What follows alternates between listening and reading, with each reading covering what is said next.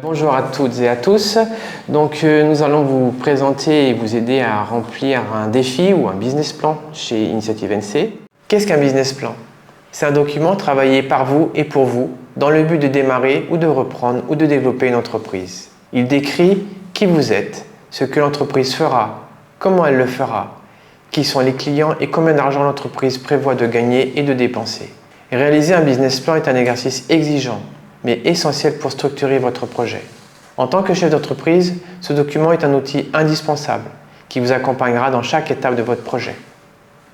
Il vous permettra non seulement de visualiser vos objectifs, d'évaluer et de gérer les risques associés, assurant ainsi la pérennité de votre entreprise. Ce document est composé de différents onglets, des verts, des rouges. Les rouges sont informatifs, consultatifs. Les onglets verts, ce sont des onglets que vous devrez renseigner seul ou en présence d'Initiative NC. Ils sont composés de différentes cellules, des cellules grises et des cellules protégées. C'est sur les cellules grises que vous aurez des renseignements à mettre. Le document que l'on vous présente contient des éléments uniquement destinés à illustrer ce tutoriel.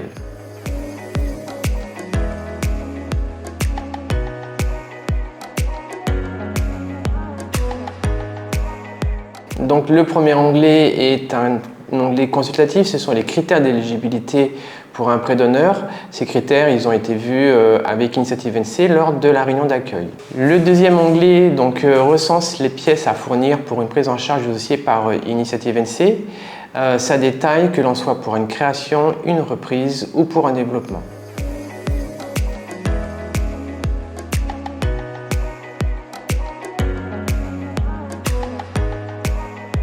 Le troisième onglet qui est la page de garde, vous aurez à noter le nom de l'entreprise, l'activité, votre type de projet, une création, une reprise, une croissance et la commune d'implantation de votre projet.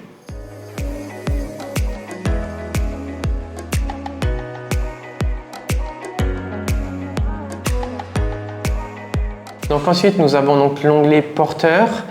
Si vous êtes plusieurs sur votre projet, vous aurez un onglet à remplir par porteur de projet. Chaque onglet porteur est identique à lui-même.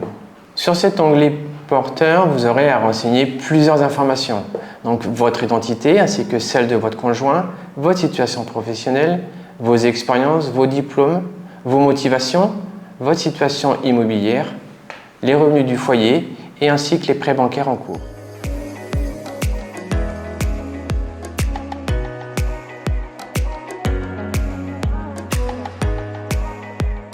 Nous sommes dans l'onglet projet où vous allez nous détailler le projet que vous avez en tête.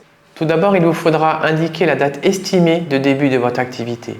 Si vous ne la connaissez pas, vous pouvez laisser la cellule à vide. Vous allez devoir décrire votre activité. Quel type de service, quel produit, où allez-vous vendre, à qui, des particuliers, des professionnels, comment allez-vous vendre?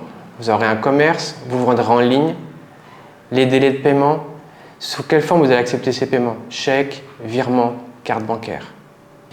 Sur cet onglet projet, nous arrivons aussi à une question qui est très importante qui est quelles sont vos obligations réglementaires? Il faut savoir qu'à notre époque, toute activité professionnelle impose une obligation réglementaire. Au minimum, c'est la responsabilité civile professionnelle. Mais vous pouvez aussi être obligé de devoir souscrire à des assurances particulières, de répondre à des obligations de RP, obligations recevant du public, des assurances, le CIVAP, etc. Dans cet onglet projet, vous avez une troisième question qui porte sur les perspectives d'évolution de votre projet à moyen ou long terme. Vous pouvez avoir envie d'embaucher, d'investir, d'agrandir votre projet, voire de multiplier les points de vente. Votre projet doit aussi comporter des informations juridiques, comptables et administratives. Vous avez ici différents menus déroulants. Le statut juridique, par exemple, vous êtes en entreprise individuelle ou en SARL. La TGC, êtes-vous assujetti ou êtes-vous en franchise de base? Si vous connaissez le RIDET, vous pouvez le renseigner. Le capital en montant, mais aussi en répartition entre les différents associés. Si jamais vous ne connaissez pas ces réponses, vous pourrez toujours consulter un juriste ou les conseillères d'Initiative NC. À la fin de l'onglet projet, nous avons recensé la liste des partenaires qui peuvent vous accompagner. À titre d'exemple, les banques, les provinces, les chambres consulaires, la CCI, la CMA, CAP-NC. Si vous êtes déjà en contact avec certains de ces partenaires, merci de nous préciser le nom de la personne, ses coordonnées et l'état d'avancement.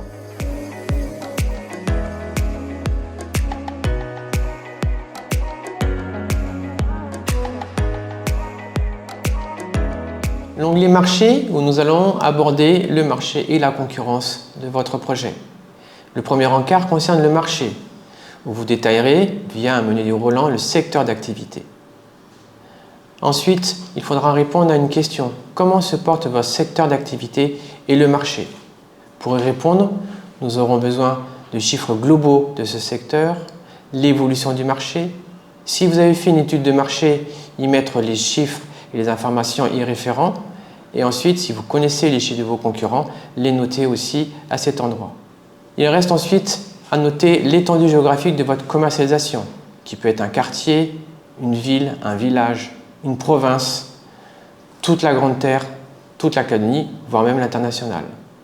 Pour l'encart, les concurrents, il est primordial que vous les ayez identifiés. Pour cela, nous vous demandons donc de noter leur nom, leur localisation, les produits et services qu'ils proposent, et idéalement leur moyen de communication ainsi que leur mode de distribution. L'encart clientèle ciblée. Pour votre projet, il est important d'identifier quels seront vos clients. À titre d'exemple, vous avez un commerce de vêtements pour femmes, ou bien un commerce de jouets pour enfants, ou bien une boulangerie qui touche toute la catégorie. À cela, vous allez donc identifier le nombre de personnes que cela représente en fonction de votre zone de commercialisation. Le pourcentage visé par rapport à cette population et aussi préciser leurs besoins, leurs habitudes, leur fréquence d'achat. Une fois que vous avez identifié votre cible de clientèle, vous allez indiquer comment vous allez vous démarquer de vos concurrents et pourquoi les clients viendraient chez vous. Et ensuite, pour terminer, à titre d'exemple, vous pourrez indiquer les lettres d'intention, les contrats signés que vous avez déjà entamés. Il vous faudra expliquer comment vous avez déterminé votre chiffre d'affaires, le nombre de ventes par jour, le nombre d'heures travaillées, etc. Le dernier encart de l'onglet Marché correspond à la construction du chiffre d'affaires. Donc, sur ce tableau, vous devez renseigner les différents produits ou services que vous allez proposer à votre clientèle. Je vais vous prendre l'exemple d'une boulangerie. Pour celle-ci, vous n'allez pas indiquer une ligne pain, une ligne croissant, une ligne pain au chocolat, vous n'allez pas vous en sortir. Vous allez catégoriser par type de produit. Pour une boulangerie, je reprends toujours cet exemple, on va catégoriser en 4 produits. Le pain, les viennoiseries, le salé, la pâtisserie. Pour chacun d'eux, vous indiquerez un prix moyen de vente envisagé et un volume mensuel de vente. Et en dernière colonne, vous aurez un calcul automatique du chiffre d'affaires mensuel par produit et tout en bas du tableau, vous trouverez le total du chiffre d'affaires mensuel global.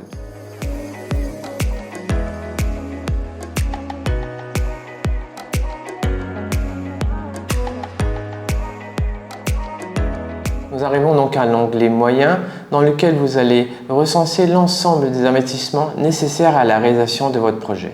Quant aux dépenses courantes nécessaires au fonctionnement quotidien de l'entreprise, telles que les abonnements, elles seront traitées dans un autre onglet. Premier encart, votre communication. Vous indiquerez ici tous les moyens de communication nécessaires pour vous faire connaître. À titre d'exemple, cela peut être un oriflamme, une enseigne, un flocage de véhicule.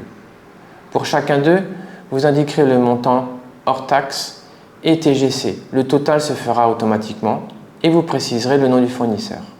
Le deuxième encart concerne le local et l'emplacement de votre activité. Il faudra indiquer l'adresse où se situera votre activité et dans le cas où vous achetez, où il y a la construction, vous préciserez le montant, mais aussi si vous avez prévu des grosses installations, des mises aux normes d'électricité, des agrandissements. Et pour finir, ce 7 encarts, dans le cas où vous seriez en location, il faudra préciser l'état de vos recherches, le type de bail, la surface du local, le montant mensuel et préciser s'il y a un parking. L'encart moyen technique est composé de 4 catégories d'investissement. Matériel et outillage, véhicules ou bateaux, mobilier ou matériel informatique. Nous arrivons au moyen immatériel. Dans cet encart, vous avez une liste d'investissements possibles. Si vous rachetez une entreprise, vous préciserez si ce sont les parts sociales ou fonds de commerce. Si vous créez votre entreprise, vous pourrez avoir des honoraires de constitution. Si vous louez un local, vous pourrez avoir des frais d'agence ou une caution. Nous arrivons au dernier encart de cet onglet moyen. Il correspond aux moyens d'approvisionnement, les fournisseurs. Dans le tableau, vous aurez une première colonne à renseigner qui correspond à la nature d'approvisionnement, par exemple la farine. Vous préciserez le nom du fournisseur ainsi que l'échéance de paiement si vous la connaissez.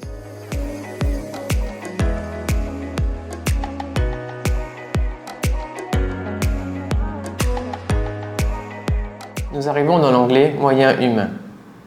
Dans un premier temps, nous allons vous demander de nous donner un maximum d'informations sur la manière dont vous allez vous organiser au quotidien. Allez-vous employer des salariés? Combien de gérants serez-vous? Comment allez-vous répartir vos tâches? Le temps de travail de chacun? Ferez-vous appel à de la sous-traitance? Pour l'encart gérant, on vous demandera de noter la rémunération de gérant souhaitée pour chacun des gérants. On vous demandera aussi de déterminer le montant du ROAM pour chaque trimestre. Pour cela, nous vous avons mis un lien qui vous aidera à le déterminer. Il faudra aussi indiquer si vous gardez votre emploi actuel ou non. Pour l'année 2 et 3, un pourcentage est indiqué qui correspond à une augmentation de votre rémunération. Par défaut, il est à 2,5%. À vous de l'ajuster si besoin. Pour l'encart salarié, nous vous demandons de préciser pour chacun d'eux le salaire net. Automatiquement se déterminera le montant des charges patronales et au final vous obtiendrez le salaire brut. Le montant net correspond au salaire que l'employé perçoit effectivement sur son compte bancaire. Le montant brut est la somme totale avant déduction. Par exemple, c'est le montant que l'employeur verse avant de retirer les charges sociales et autres cotisations. Si vous souhaitez plus de détails par rapport aux charges patronales, nous vous mettons à disposition un lien ci-dessous.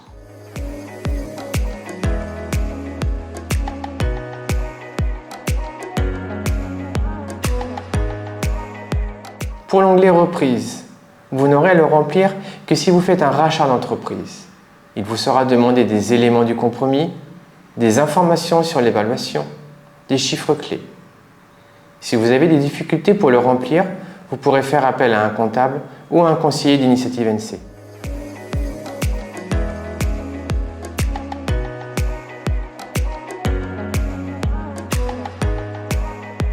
L'onglet Croissance. Il n'est à remplir que si vous souhaitez développer votre activité actuelle. Le premier encart, qui est à remplir par tous, quel que soit le statut juridique, correspond à l'analyse du résultat. Il vous faudra renseigner le chiffre d'affaires, le résultat, la rémunération de gérance pour les 2 dernières années. Le deuxième encart ne concerne que les entreprises qui détiennent un bilan. Il vous faudra renseigner les chiffres de l'actif et du passif pour les 2 années précédentes. En cas de difficulté, vous pouvez solliciter un comptable ou un conseiller d'initiative NC.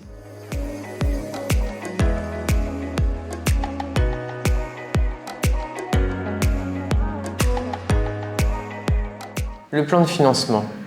Il est composé de 2 parties, besoins et ressources.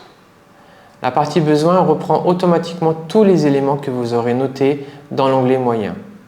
La partie ressources recense l'ensemble des financements qui vous permettront de couvrir les besoins de votre projet.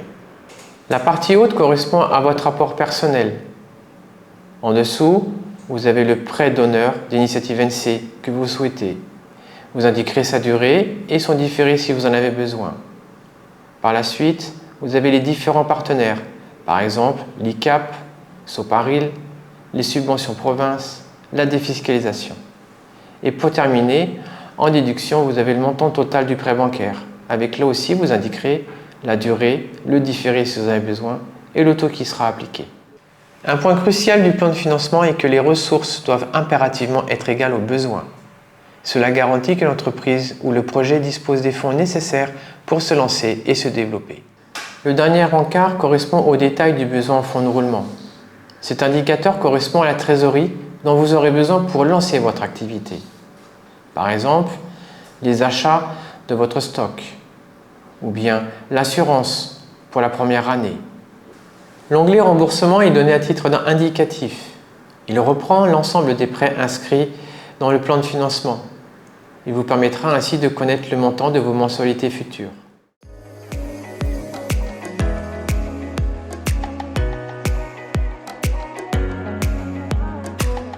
Nous arrivons à l'onglet encaissement. Il reprend l'ensemble des produits et services que vous proposerez à votre clientèle. Le tableau du haut récupère les informations inscrites dans le tableau construction du chiffre d'affaires présent dans l'onglet marché.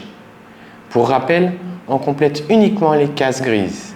Dans un premier temps, il faudra identifier pour chaque ligne, en colonne type, si c'est une marchandise, une production ou un service.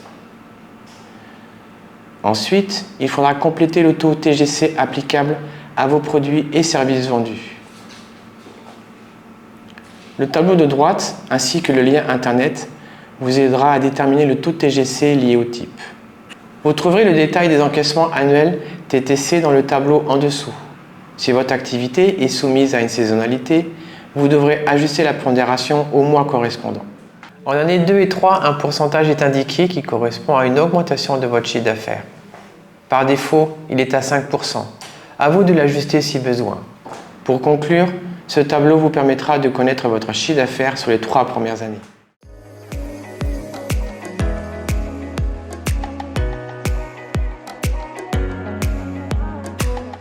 Nous arrivons à l'onglet Approvisionnement. Le premier tableau reprend les produits et services comme l'onglet précédent. Il permet de déterminer le coût de vos achats. Pour cela, il faudra compléter le type, le taux TGC et le pourcentage du chiffre d'affaires. Pour le type, ce sera soit des marchandises, soit des matières premières. Exemple pour le pain, il vous faudra de la farine, donc de la matière première. Pour les boissons, il vous faudra acheter un produit fini auprès d'un de vos fournisseurs, c'est donc une marchandise. Pour le taux de TGC, vous pourrez vous référer au tableau de droite. Pour le pourcentage du CA, prenons l'exemple du pain. Pour une baguette, que je vends 100 francs, 15% est dépensé en farine. Pour une boisson à 300 francs, je vais acheter 150 francs auprès de mon fournisseur. Soit dans le premier cas, une marge de 85% et dans le deuxième cas, une marge de 50%. Vous noterez que les services ne sont pas concernés.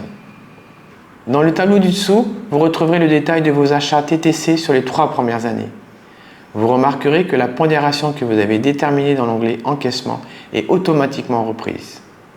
Les 2 prochains onglets, CA hors taxe et TGCA Pro, ne sont pas à renseigner. Ils se remplissent automatiquement en fonction du choix retenu dans l'onglet Projet sur la cellule TGC. Si vous optez pour la franchise de base, ces tableaux seront à 0 et ne vous concernent pas. Si vous êtes assujetti, ces tableaux se compléteront automatiquement et vous indiqueront la TGC à reverser et déductible sur les 3 premières années.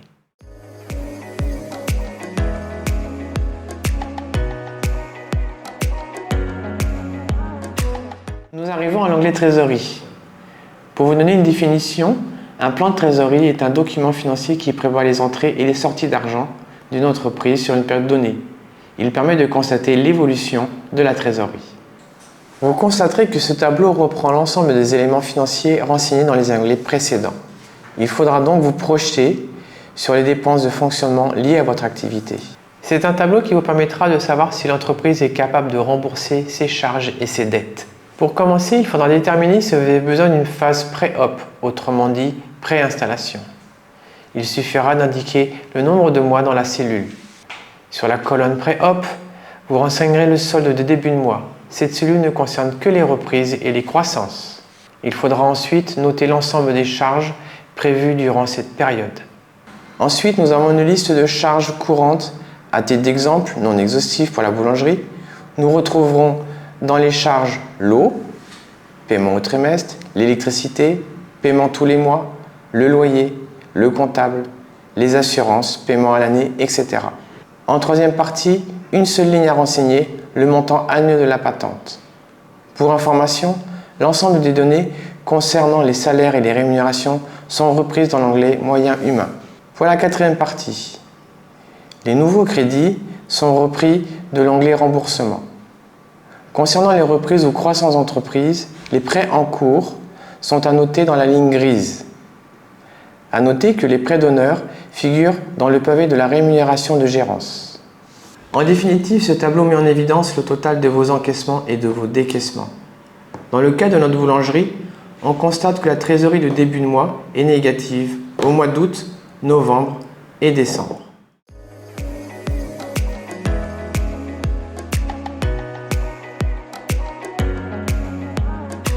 Passons maintenant à l'onglet prévisionnel. Pour le définir, c'est un document qui prévoit les futurs revenus et dépenses d'une entreprise. Il aide à planifier les ressources nécessaires pour le bon fonctionnement de l'entreprise. À la différence du plan de trésorerie, qui est établi lui sur 12 mois, le prévisionnel est sur 3 ans. Pour tout projet, il faudra apprécier votre croissance, qui par défaut est à 5%. Pour les projets de croissance et de reprise, la complétude des colonnes N-2 et N-1 est demandée. Vous trouverez ces chiffres dans les derniers bilans. En bas de ce tableau, 2 valeurs sont à observer. Le résultat net comptable, qui correspond à l'argent qu'une entreprise gagne après avoir soustrait toutes les dépenses à ses entrées d'argent. En 2 mots, c'est ce qui reste une fois tout payé. Parlons maintenant de la capacité d'autofinancement. C'est un indicateur pour les partenaires financiers, car elle permet de savoir si l'entreprise est en capacité de rembourser ses emprunts. Nous en sommes à l'onglet seuil de rentabilité. Ce seuil est le point où les revenus d'une entreprise couvrent exactement ses dépenses. À partir de ce point, l'entreprise commence à faire des bénéfices. Vous n'avez rien à faire. Cet onglet sera analysé avec votre conseiller Initiative NC. Nous arrivons au dernier onglet, l'analyse globale. Il synthétise les forces, faiblesses, opportunités et menaces. Il sera à remplir au fur et à mesure de l'avancement de votre projet. Nous arrivons à la fin de la présentation du dossier de financement. Nous espérons qu'elle vous aura été utile. Si vous avez des questions ou des difficultés, vous pouvez nous contacter par mail ou par téléphone. En fonction, cela nous permettra de vous inscrire à un atelier de business plan pour vous aider à avancer.